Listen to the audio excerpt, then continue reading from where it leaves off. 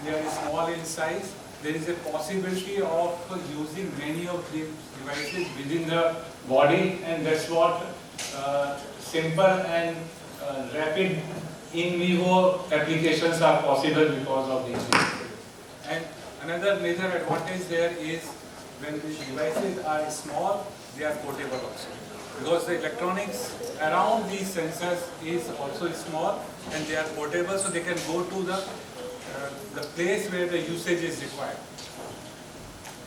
So based on these material property or the system properties, the technologies we are working on: point of care solutions, early and rapid. So I have two keywords here: early and rapid diagnosis we are working on.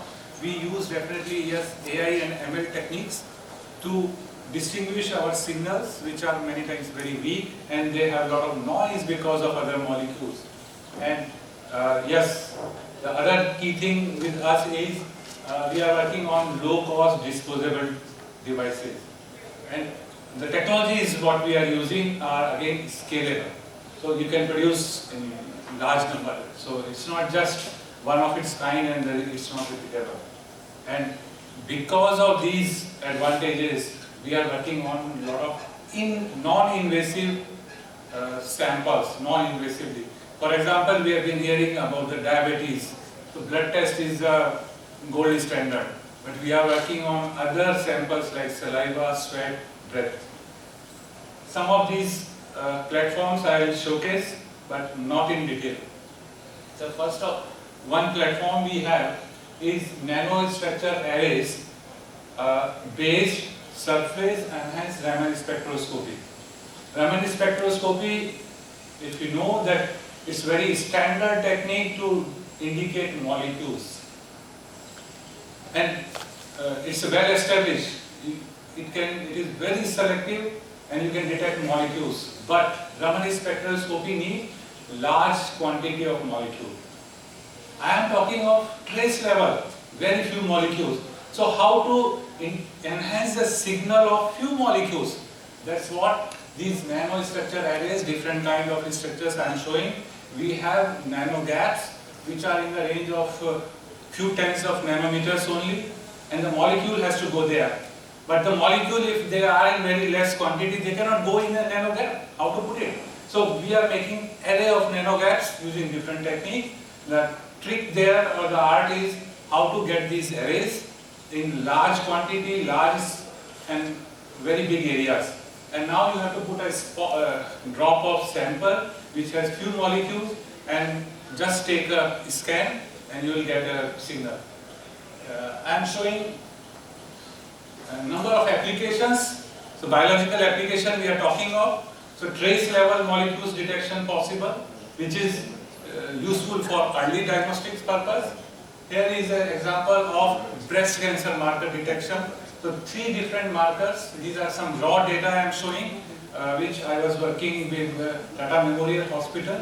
So the problem was, can we detect if the tissue removed is having a breast cancer cell or not? And the doctor wants the answer on the bedside when he or she is doing the surgery. So there is no time, only a few minutes is available. So that type of solution.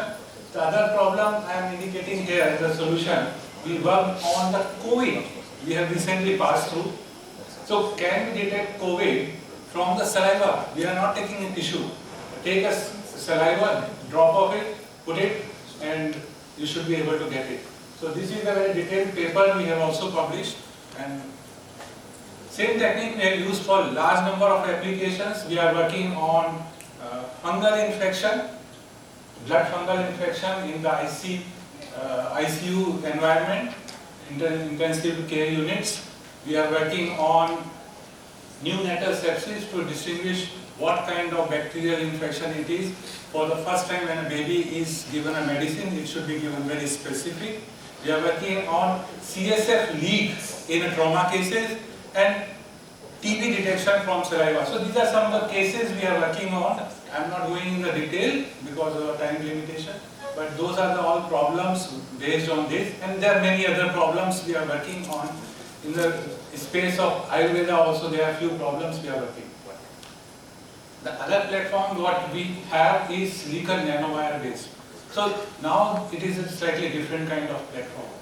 These are the nanowires. We are growing using silicon techniques, IC fabrication techniques, and a large number of publication has come already from this work, and we can detect what I am showing here, a SNP, a single nucleotide polymorphism. If it is there, we have demonstrated this about 20 years back, and this work is highly cited.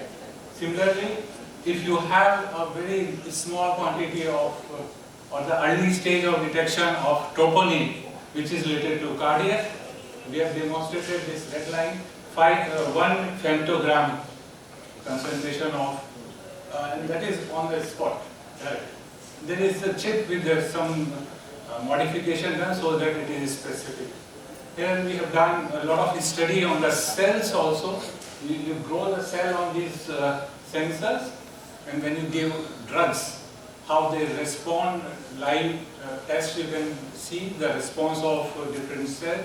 So these kind of, there are large number of experiments or paper published already in this domain. Those are available, but I have just shown that what is the capability of this type of platform. The other platform I want to show is gas sensor.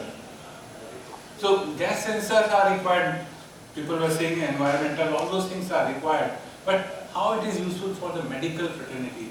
Our breath smell, body smell, it is a signature of what's happening inside. So we are focusing on both the aspects, breath-based. So we make these type of chip devices, which are sensors, which are portable, and then it's all with a system.